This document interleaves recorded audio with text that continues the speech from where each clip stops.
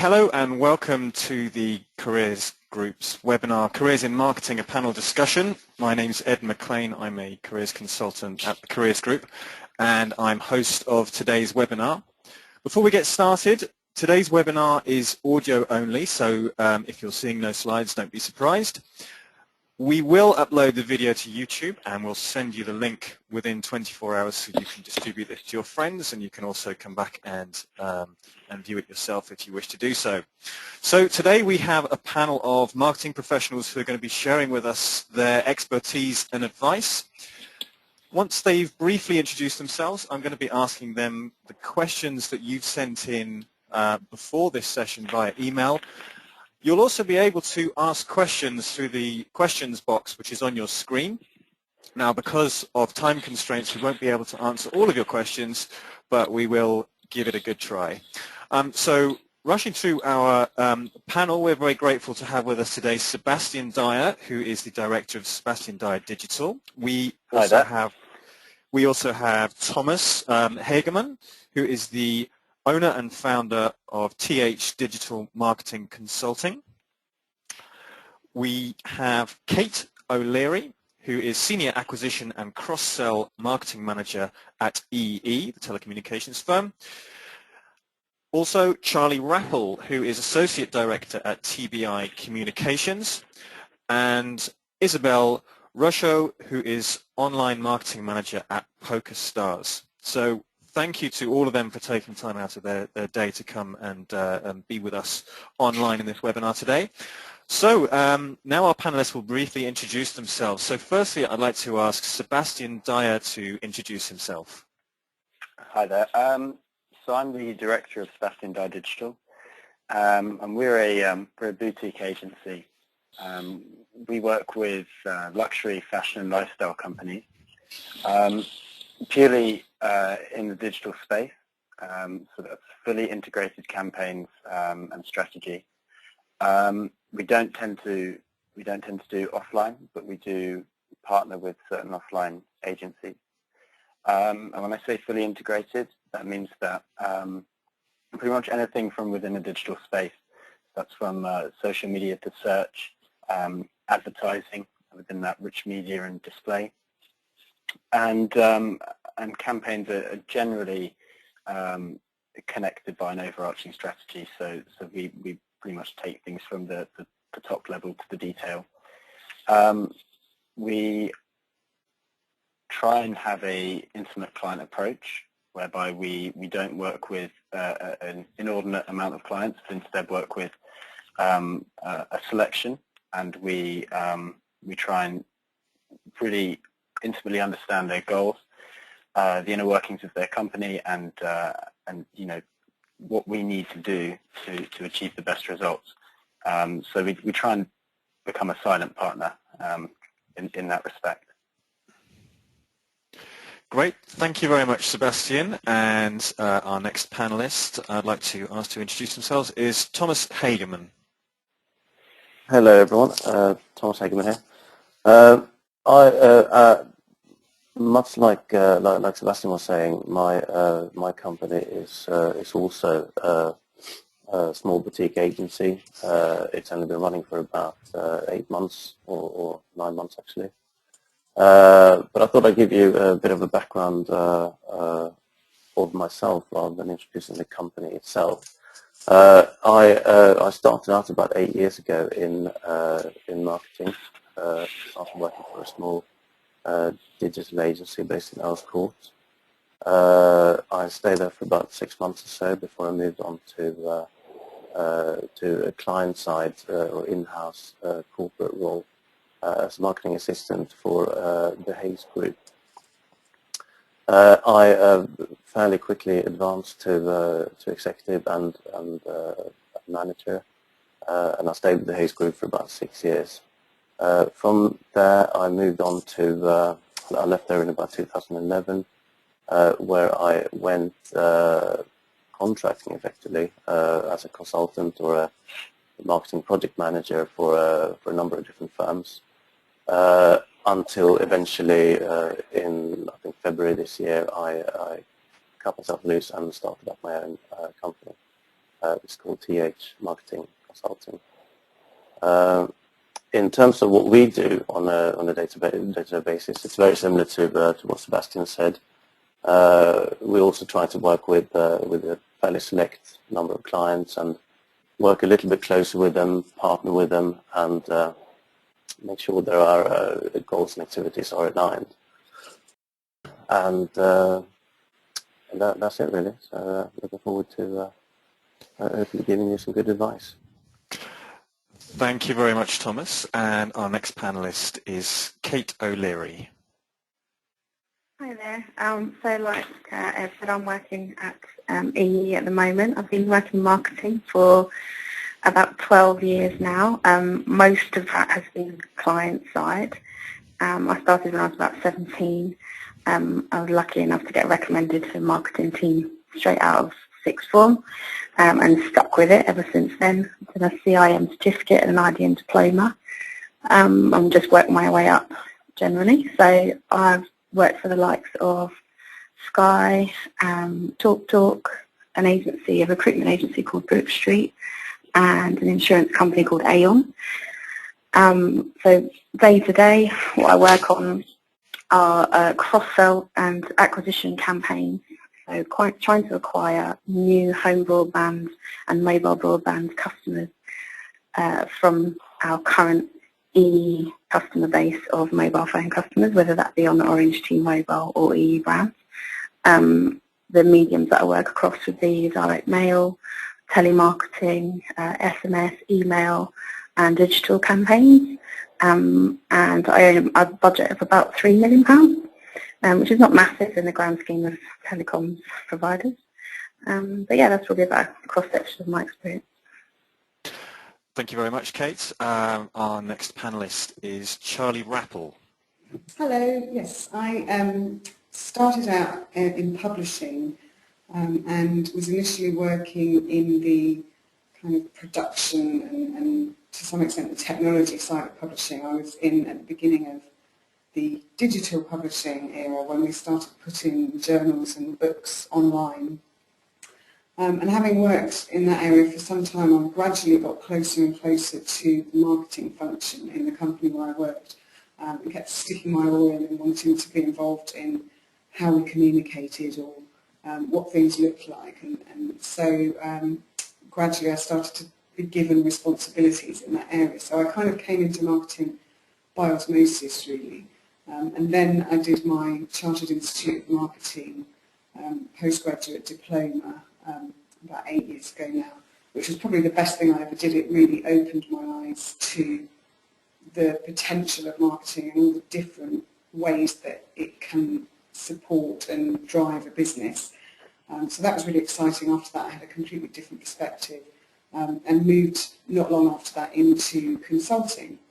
And my current role as Associate Director of TBI Communications involves helping publishers to decide what they're going to do with their businesses. So helping them to develop new products, helping them to research and understand new markets and new customers who might buy those products, helping them with their branding and how they should be describing themselves to the market and how they should be explaining what their products are. So quite a lot of strategic work, but then also I still get to keep my hand in with some of the more day-to-day activities, so I still occasionally get to run email campaigns or help to design and copyright brochures and other kinds of materials. So I get to do a nice range of work, but it's all exclusively in the publishing sector and particularly the scholarly publishing sector. So it's another way of kind of defining the area in which I work, not by the type of activity I do, but by the kind of people I work with. Great, thank you very much, Charlie. And our final panelist is Isabelle Rucho. Okay, we seem to have lost Isabelle for the moment. We'll carry on with questions now, and hopefully Isabelle will return to us. Okay, so the first question that we have from Michael at Goldsmiths is, he says, I want to have a career in which I can be creative. Can you tell me to what degree you are creative in your day-to-day roles. So if I could put that question initially to Sebastian. I think creativity is probably one of the most important things, one of the most important assets you can have as a marketer. I mean, in terms of technical skills, many people can learn that. But if you have a creative flair and you understand how to, I mean, you're dealing with people at the end of the day in a digital space. It doesn't actually matter what channel you're dealing with or what type of campaign you're running.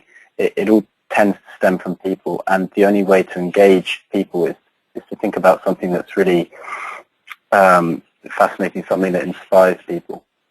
And so that can range from an advert, whether you're working on the copy or you're working on the design concept or the placements, right through to social media, and even search marketing, which is often seen as quite a technical discipline. It's evolving quite a lot these days, and it tends to be about inspiring an audience to discuss your brand, and then it goes down into the technical part of it, which is quite a large topic. But I think creativity, no matter what you decide to do in marketing, is going to be really, really important, and so I wouldn't worry too much about that. Okay, thank you. Thomas, do you have any comments on that? I would echo what Sebastian said. Really, creativity is really important for marketing, and it's throughout every role that you can do in marketing. But to a smaller or larger degree, I'd say. I mean, the stuff that I enjoy the most within marketing is the strategy part in general, but specifically the brand part of marketing. So that's something that I'm doing at the moment, and where you as a marketeer or me as a business owner work closely together with designers and so on to develop concepts for companies and even products sometimes. So that for me would be the sweet spot if you really wanted to be creative. A lot of the other functions within marketing I find to be a mix of the two, but quite often can be a little bit on the drier side, meaning that they're more sort of practical as opposed to or logical as opposed to creative. But it's certainly a large aspect of marketing. Okay, thank you. Kate, do you have any comments on that about creativity in your job, the importance of it? Yeah, I mean, creativity is massively important in like the guys have said prior to me, in any marketing role. I think the kind of the key things, I know that feedback that we've had from graduates starting on the grad placement scheme at EE, they've often said that creativity was really important to them and something that they understood would be important when they joined in a marketing function. But now that they've joined, often their feedback is, oh, actually the proposition side or the commercial side is really spreadsheet heavy and wasn't something I was expecting. So I guess, I don't know, maybe some advice I would give is around creativity. You'll get a lot less choked with your creative side if you sit in, say, for example, a brand team, or if you sit at a creative agency. So you get lots and lots of experience and free reign to be extremely creative and come up with wonderful ideas for campaigns and literally just think about the customer and how the journey would be on any kind of marketing comms or sales process if you sit in those teams, whereas very often you've got the likes of the finance team or the propositions team pushing things at you commercially and products that have been we've come up with these ideas and not necessarily thought about it from a creative angle, from the customer perspective. So I'll definitely take that on board if thinking about creativity in your day-to-day role. It probably is better in the brand team or an agency side rather than propositions or commercial side of departments, if that helps. Okay, great, thank you. Charlie Rapple. Yeah, so one of the things that I would pick up on is that you need to be in the right place to be really given creative free rein. And for me, I've been very lucky always to work in small companies And I think that's a great way to be able to maximise the creativity involved in marketing, because the bigger the company, the more people there are, the more likely you'll have that more practical or that more kind of numbers-based aspects to your role that might take over your role. Whereas if you're one of a small team of 2 or 3 marketers in a small company, you're all going to have to do a bit of that, but you're all going to get to do some creative stuff as well. One of the things I really love about marketing, which I never would have realised before I started it, was that really it's an opportunity to be competitively creative. So if you've got a competitive streak as well, it's a great way to exercise that, because you get to be thinking all the time about how can I write in a way that not only showcases my company to its best, but also subtly is putting down all the competitors. Or how can I come up with a campaign idea that will just trounce the way everybody else is talking about what they're doing. And certainly I'm lucky to work in a market in academic publishing where people have tended to market their publications in quite an academic way, thinking that it's important to maintain a sort of scientific tone in communications and things like that. And actually now we're really starting to move away from that and recognise that the scientists who might read scholarly journals, they're still humans, they still respond to the same kind of triggers as anybody else does. So it's quite fun to be working here at a time where suddenly a great deal more creativity is being encouraged, and we're able to do some very exciting and much more sort of emotional campaigns than might have been the case 10 years ago. So yeah, I think obviously marketing is a very creative career choice, but you might get to express that more and more broadly in a smaller company. Okay, great. Thank you very much, Charlie. And I believe that Isabelle should be back with us with her mic working. Hello there, Isabelle. Can you hear us? Hi. Hi. Hello. Thank you for joining us. So perhaps, if you wouldn't mind, Isabelle, if you could just give us a very brief introduction to yourself and where you work. Sure. So I'm a marketing and communications professional. I've been working in marketing for 10 years now. I work across strategy and managing campaigns on a day-to-day. I've predominantly worked across B2C brands. Although I've worked across all marketing specialisms, I'm mainly focused on digital marketing, and I currently work for PokerStars. Great. Yeah. Thank you, Isabelle. Then, and the question that was put to every panelist was regarding the potential to be creative within your job. So I have the opportunity to be creative with my job quite a lot. I'd say because I work a lot with social media, and I think that's a sort of fantastic area to work in because there is so much content. So anything that's really kind of putting out content, you do have that opportunity. But then obviously, especially sort of from the digital marketing side, I would say that I work on things also like responsive website builds, and from that side, you're getting less opportunity to be creative. You're more kind of following structures. And then I think sort of coming, if you're not working in marketing, you underestimate the amount of working on sort of spreadsheets and finance and kind of the administration that goes into rolling out campaigns. So you do get the opportunity to be creative, but there's so much work to be done behind that once the creativity has kind of gone out there and you've decided what campaigns you're going to be doing to actually do those campaigns. You kind of need to have a think through that kind of in advance in terms of where you want to take your career. Okay, great. Thank you very much. So our next question comes from Romain, and he's asking, what type of previous experience do you look for when hiring graduates? Now, I understand that not all of you will be directly involved in recruiting, but if you can give us an idea of what type of experiences you would expect to see in graduates entering the the marketing sector or your sector. So if I can put that question again, starting at the beginning with Sebastian, please.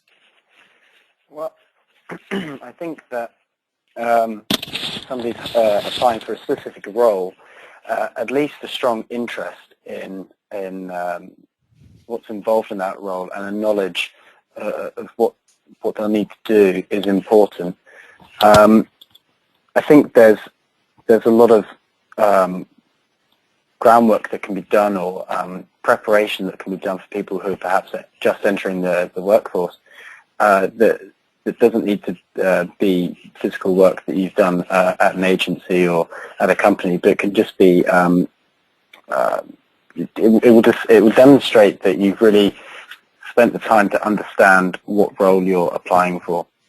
And I think in a digital space, it's really important to have a sense of direction and a sense of what it is that I want to achieve in this space, and where do I want to be in maybe 10 years' time. Okay, thank you. Thomas Hagemann.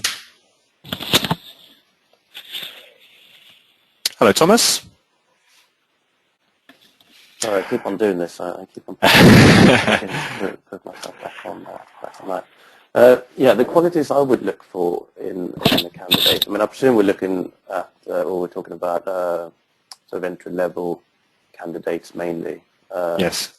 I would be looking at people who were bright, enthusiastic, and had, you know, some good ideas that came through in the interview situation. Obviously, that's dependent on the types of questions that you would ask as well. But you know, I would make sure that I'd ask questions that would draw these things out.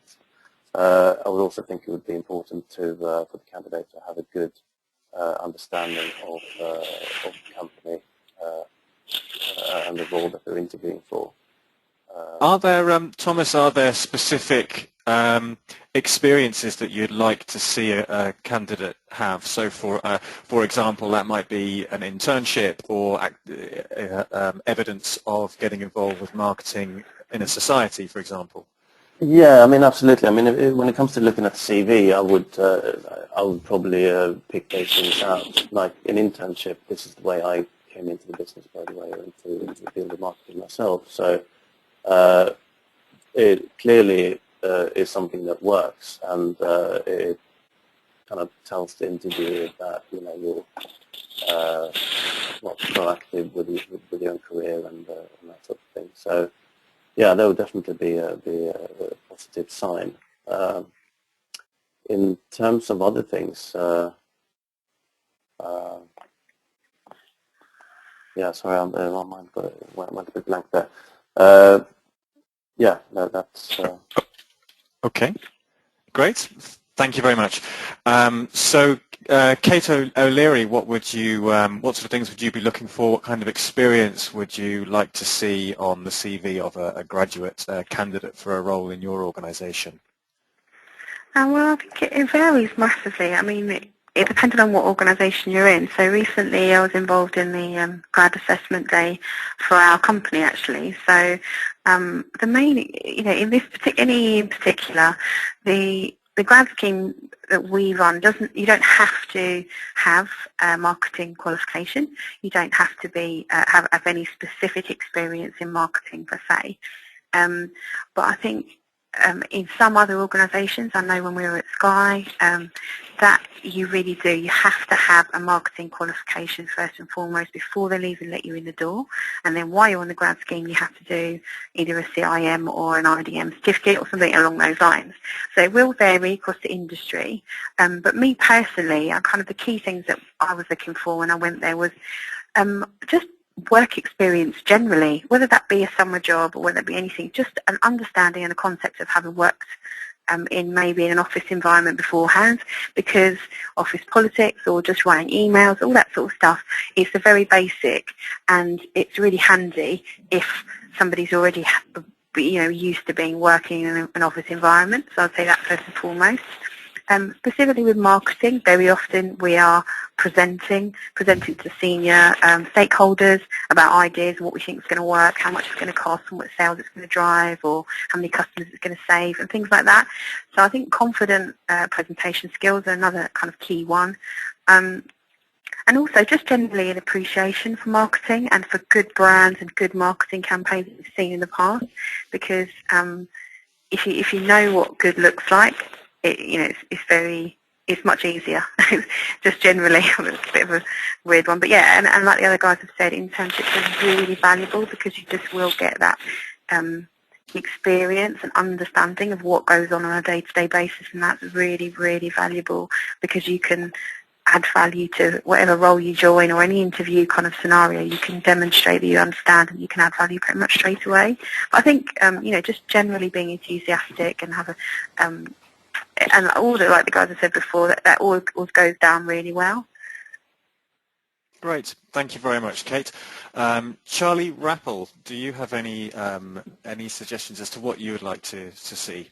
Yeah, and I agree with all the points that people have made previously, and I think thinking about some of the very specific things that undergraduates or students, or still student, what you could be doing, I might look, for example, for involvement in organising events. So that could be a really good grounding in all the kind of logistics of arranging an event, finding a venue and booking it and managing the budget for it and the numbers and registering all the people who are going to come and the publicity to encourage people to come. So I think there's opportunities while you're a student to get involved in things like that can really show a lot of capabilities that you've started to develop already. And similarly, I think there's opportunities to show that you're a good communicator, which is obviously so important in marketing. Obviously, the main place I look for that is just in person. How does this person come across? Do they explain themselves well? Are they articulate? But I'm always very interested in how well people write and whether they show that writing is something they enjoy. So, I would look for whether they've been involved maybe in the student newspaper or something along those lines that would show experience of creative writing. And also, of course, of things like working to deadline and working in a team and that kind of thing. And I think I'd be interested, in this day and age, you can't not be interested in people's familiarity with different kinds of communication. So I'd want to know what kinds of social media sites the person uses and see, talk through with them whether they have an understanding of when you might use one way of communicating, such as social media, and when you might choose a different way of communicating, maybe via an email or printed mailing. So I think I'd look for some experience that was quite specific to marketing, like events management or writing, but also just more generally that kind of communications capabilities and experience. Great, thank you, Charlie. And Isabelle, do you have any comments on this one? What you'd be looking for in a graduate recruit? Yeah, and I've recruited quite a few graduates as well, and I've sort of made sort of great decisions on some, and probably sort of not quite sort of always got the right graduates. So I would say that now I know exactly what I'm looking for, which is a certain amount of admin and finance background, because someone at entry level will always be supporting campaigns rather than kind of devising them, and then those are the things that I'll need more support on, so that I have more time to focus on just kind of pure marketing. I think it's really important that the person also appears street smart. A lot of the time, there's a lot of sort of emphasis that's placed on someone being intellectual, whereas actually that person needs to be able to hit the ground running, get concepts fast, be on the ball, and when you are in a fast-paced business, you don't have the time to train that person extensively. So you need someone who can, you maybe tell them once, twice, and sort of teach them about something, but that person can't pick it up by the third time, then it's frustrating because you're losing a lot of time training them. And then finally, I'd say that the other thing that's really important for me is that the person's enthusiastic, and that that we sort of have a feel that they could actually fit into our team, because you want to be able for everybody to kind of work together, and if someone doesn't seem like a good team fit. So I'd say it's very important to kind of, when you go in for an interview, to really read the other people who are, you know, who are either interviewing you and ask about what kind of personality they are as well, and then see whether and how you could actually fit personality-wise into that team. Great, thank you. Some very interesting answers there from our panel. I have a question now from Mika, and I'm going to ask the panelists, whoever would like to answer this, to go ahead and answer if you'd like to. The question is from Mika, and I know I'm interested in marketing, but I'm struggling to identify what aspects of marketing in particular I would like to pursue. What would you recommend to help me identify an area that would be well suited to me? I think it's quite difficult to work that out from scratch, so I'd probably suggest trying out some intern roles in different types of organisation and experimenting with some of the different aspects of marketing. Maybe if you don't yet know what the options even are, then have a look at something like the Chartered Institute of Marketing, which has got quite a good website and certainly has got lots of recommended books that you could perhaps look for in the library to help you understand the different areas of marketing, so that you can begin to think whether you want to be more involved in market research or in running events or in creating campaigns, and that might be creating design materials and things like that. So have a look at the Chartered Institute of Marketing website to see all the different types of marketing that exist, and then maybe try some of those out by looking for work experience or intern roles, maybe trying to shadow people, or reading. The Chartered Institute of Marketing has a great quarterly, I think, magazine that often has profiles of people working in marketing, so that you can read a bit more about a day in the life of all different kinds of people, and that might be a way to see whether different aspects appeal to you. I mean, I would, this is Sebastian here, I would agree with Charlie that it can be quite difficult to identify what area of marketing you'd like to work in, you know, from scratch. I mean, certainly when I first started marketing, and I actually started in copywriting and then moved into marketing from there, and I didn't really know what it was in marketing that I wanted to do, and I wasn't 100% sure what sectors I'd be interested in, and as such I kind of did it all, and I was quite a generalist at the time in that I would work with any company, but it was over time that I started to realise the industries that I could respond well to, and I think for me what really changed was my approach, not so much which channels I wanted to work with or whether I wanted to be, you know, strategy or more detail, because as I said, I was a consultant, so I would always kind of do everything. But what did change for me is understanding what sectors and that I wanted to work with in my approach. And I think to understand that fully, you can only at this point really base it on your experience. And, you know, obviously the Chartered Institute of Marketing is very, very useful. But just getting involved in the industry and some time will help.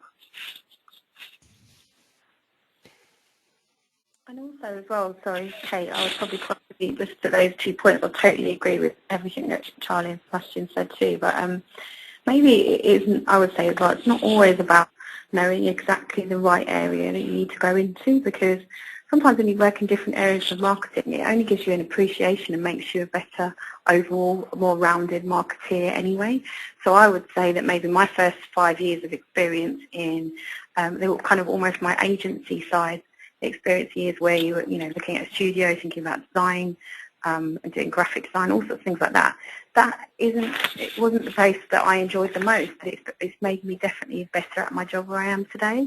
So I think that getting rounded experience, getting lots of different aspects of marketing is never a bad thing, and I wouldn't worry too much about not knowing exactly what bit of marketing you'd like to go into at this very moment, because any experience you get will only make you better at the end of the day. Great. Okay. Thank you, panelists. We have another question sent in. This one's from Fabia, and she asks, asks, what is the best part of working in marketing? Now, I would like to add an extra part to this question. If I could ask the panelists, what's the best and the worst part of working in marketing? So any of the panelists would like to answer that question?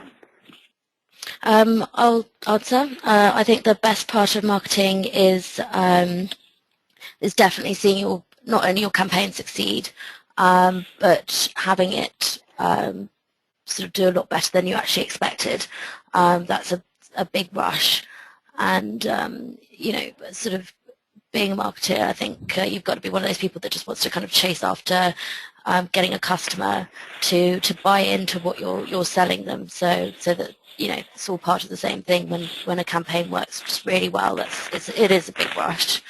And then the worst sort of marketing for me would be doing lengthy reports on marketing campaigns, which can take up a lot of time, and they get a bit boring after a while. This is Charlie. I think the best part for me of working in marketing is helping companies to connect better with their audiences, with the market, which is sort of one of the definitions of marketing. And so being in a position to help a company actually develop a product that people really like and people really use, or helping a company to communicate with customers in a way that gets a good reaction, a bit like Isabelle was saying. So I think that's really exciting when you feel that you've bridged that gap between other sort of more inward-facing people in the company and the customers that you're all there to serve. That's a great feeling. I think the worst part, and this depends what sort of industry, what sector you work in, but marketing is often a really undervalued function, and it's perceived in many companies as just those people that send postcards out and create expensive materials, and so it's often just perceived as a cost centre without people really understanding the strategic value that marketing brings, and that can be really frustrating if you're in a position of constantly having to kind of justify your existence and explain to people the value of what you do, especially if that's in a situation where there are other departments around you whose value is never questioned, so you're kind of always the one in the firing line. So yeah, sometimes I think we still are in a situation where marketing is really associated with advertising in a lot of people's minds, and they don't see the bigger picture, and it can be really frustrating having to explain. Okay. So moving on to another question now. This is from Patrice at Goldsmiths. It's very similar to another question as well from Romain, and basically if I'm to combine these two questions and sum them up, it's is it important for me to do a qualification, a degree or a master's in marketing if I want to get into marketing? Hi, it's Kate. I would say it's quite important. I don't know necessarily if it's important to go all the way to masters, but I think a certificate or potentially a diploma. I mean, for me personally in my career, they have both been extremely valuable qualifications to make like potential employers sit up and listen about my experience, but also for my own confidence as well, building confidence and understanding and being able to really add value in any role you're in, and those qualifications will give you that. I mean, if you've already got a marketing degree, then that's a different story. But I don't necessarily think they're important. But if you haven't, then yes, to give you the foundations of marketing, I would say they're quite important. They've been really valuable for me in my career. As said here, I think that from my perspective, I might be perhaps a little bit biased in that. For me, I actually dropped out of university halfway through my course, so I didn't complete my course, and that didn't that didn't affect my particular career path at all. That might be because I've always been freelance, and now obviously running a company, so it hasn't really stood in my way. But I think that from an employer's perspective, it is definitely very useful to see a qualification. But I think it's also important to bear in mind that things change very, very quickly in marketing, and so I don't think it's enough necessarily to have a qualification. I don't think that will guarantee anything. This is Charlie. I think one thing I would add is that a lot of the qualifications that are meaningful in marketing can be done while you're working. So a lot of us who have Chartered Institute of Marketing certificates and diplomas and things will have done those evenings and weekends when we'd already started out in a marketing career.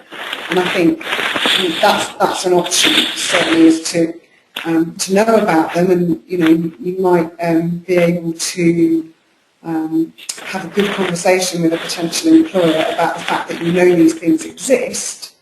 But I think it can be helpful to get a couple of years' experience under your belt before you go ahead and do some of those additional qualifications. I think there's always a risk of getting too stuck in the academic world, and employers will often want to see, as we've said earlier, a level of experience of any kind of work rather than just yet another qualification on top of yet another qualification. You've got to get the balance right.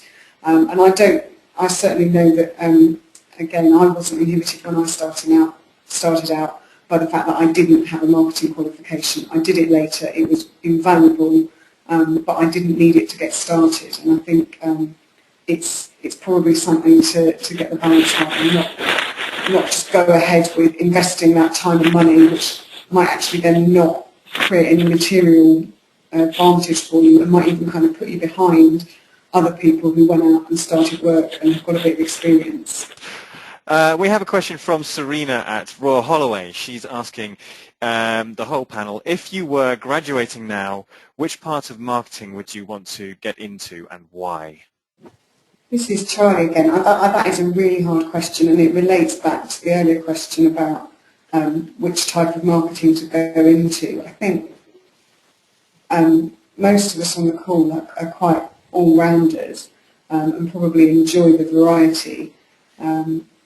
So again, for me, it's a bit of a cheat answer, really. It comes back to what I said earlier. I'd probably continue to try and get into small companies where I'd get an amount of variety in my role and could do a few different bits and pieces so that I wouldn't get too stuck in any one area. But I think my favourite parts of marketing, and the ones that I would choose again willingly, would be market research, which is always, it's a whole field unto itself.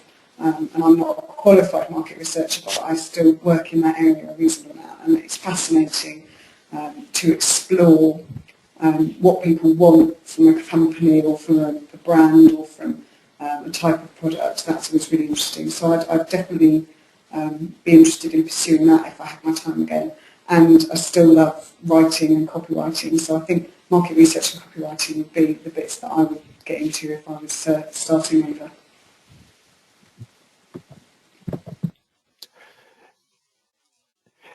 Any other of our panelists have any thoughts on that? If you were graduating now, which part of marketing would you want to get into and why?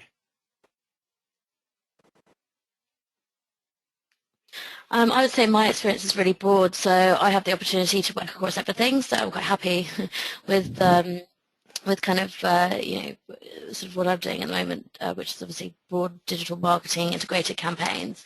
But I'd say just sort of a variety. I have some friends who are working on global brand marketing for fast-moving consumer goods, which is also sort of a very exciting area to be in.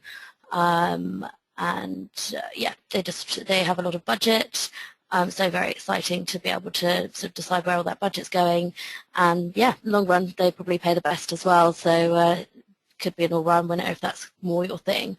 But I'm pretty much happy with digital, so it's on a person-to-person basis really. Thank you. Okay, so moving on to our next question. It's from Lisette at Queen Mary, and she's asking, what in practical terms in the activities that you would do day to day, what is the difference between working in-house and in an agency? Well, a core difference is that I feel if you're working in-house, and I think if by that you mean you're working for one company, is that what that means? I think that you're working solely in one department. You're working with that company on a longer duration, whereas in an agency, generally you'll be assigned various accounts and you'll be working with a variety of companies. And I think a lot of agencies, you have the opportunity to work with quite a few different clients over the course of your time there. In other agencies, they may have longer term accounts, and so you might find that over a few year basis, you actually only work with 4 or 5 companies. But I think that it depends what agency you're going to work with, and yeah, that's what I would say. This is Charlie. I kind of think it does depend what you mean by agency, and I know that I'm not typical. I work for something that's really more of a consultancy in a way than an agency. But I think my perspective on it, therefore, is that when I worked in-house, I had a lot more kind of run-of-the-mill day-to-day responsibilities that always had to get done. And sometimes, therefore, I got less time to do the more strategic or kind of innovative projects that I would have liked to explore, because there's always a sort of base level of work that just has to get done when you work in-house. Whereas in my experience of being in a sort of consultative agency, the work that tends to come to us is the stuff that people haven't got time to do in-house, or they don't have the skills or the vision to do in-house, and they're looking for somebody to bring a bit of an external perspective. So we get to work on a lot of the more exciting, fresh projects than I would have got to do when I was in-house. So I think in a way the scope of what you get to do in-house can be a bit narrower sometimes than what you might get to do if you're working out of house. But equally, in a lot of agencies, you are effectively running the marketing as you would be in-house, so you still have a lot of those tasks to do. So it does depend on the kind of agency and the kind of role you have. Great. Okay, thank you very much. So we have time for one final question, and that is from Jing Ying at UCL, who asks, I want to have a work-life balance. What sort of hours do you work? So if maybe we can go through the panel, starting with Sebastian. I'm probably not a very good person to ask because I have a terrible work-life balance. And I mean, I work far more than I should, maybe. So yeah, I'm probably not the best person to ask. But I mean, you know, you can certainly find a 9-to-5 job if that's what you're looking for. But I mean, I'm up till 11 o'clock most days and working the weekends as well. Okay, and moving on to Thomas, please. Yes, similarly to Sebastian, actually, I work quite a lot. As I've said, just started up my own company, and it requires a lot of attention. And it's not only, you know, my sort of core work that that I have to do. I also need to do you know, a bunch of other things, you know, that just need to get done, you know, to move the business forward, like sales and even bits and pieces of accounting and stuff. So. But going back to when I was actually employed, certainly my experience was that you could well get away with the working day of, you know, somewhere between 8 and 10 hours, 8, 9 hours, 9 hours maybe being the sweet spot. You know, as with all kind of corporate jobs, you need to make sure that you're keen and early in the morning, and that you don't leave on the dot when you know, when the clock's like 6 or 5 or whatever it might be. So that's something to keep in mind. But you know, in my experience, it hasn't been the case that you've been expected to work silly hours and stuff like that. Although, you know, there might be you know, projects and times, you know, when that's required, but certainly not all the time. Thank you, Thomas. And then moving on to Kate. I think it very much depends, in my experience, it depends on the culture of the company that you're working for sometimes. So, for example, at EE, the culture is it's definitely it's very pro work-life balance, so they really encourage us to work from home 1 day a week, really encourage us not to do massively long hours, whereas the likes of Sky and TalkTalk were different. You know, when I was down in the detail of the campaign, the day-to-day campaign management, you know, I was doing 9 till 7 pretty much Monday to Friday. But then the kind of, I think the important point to note with marketing is its peaks and troughs. So you'll have, if a campaign is due to go out, you're going to have, or you've got something that's about to launch, a new proposition's going to launch, things like that. You're going to have a launch deadline, and so up until that deadline, you might pull a few late nighters. But then you know, once it's gone out and you're looking at results, the pressure's not on quite so much. So it will vary, you know, at different times of the year and different times of the month and things like that. But generally, where I'm at EE now, work-life balance is pretty good, and we do a 9 to 6, 9 to half 5, 9 to 6, pretty much most days. I do get a lunch break, which is not always guaranteed some places. Okay, thank you, Kate. And moving on to Charlie, briefly in the last moments of the webinar, your working hours, Charlie.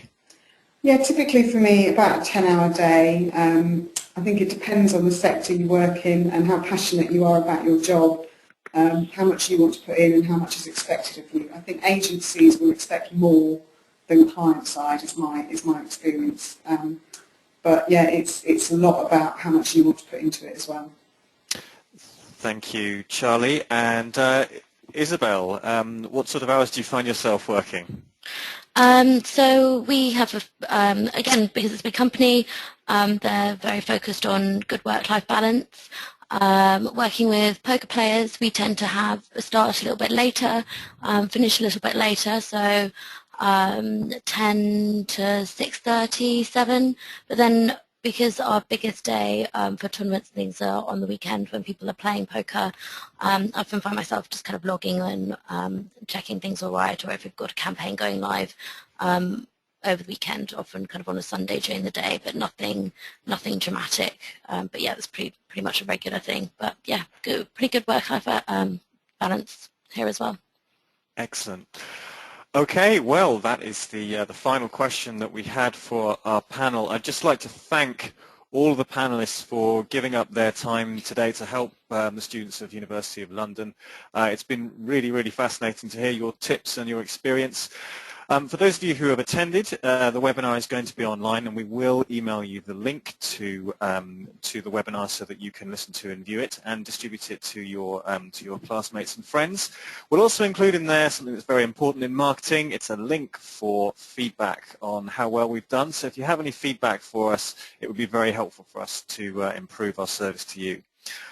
For those of you who don't know, we'll also be including in a link in the email details about our webinar tomorrow, which is on advertising, if you'll take a very similar format. So again, a huge thank you to our panelists for their time and their help, and thank you to everyone who has attended. We'll see you again soon. Thank you. Thanks, everyone. Thank you.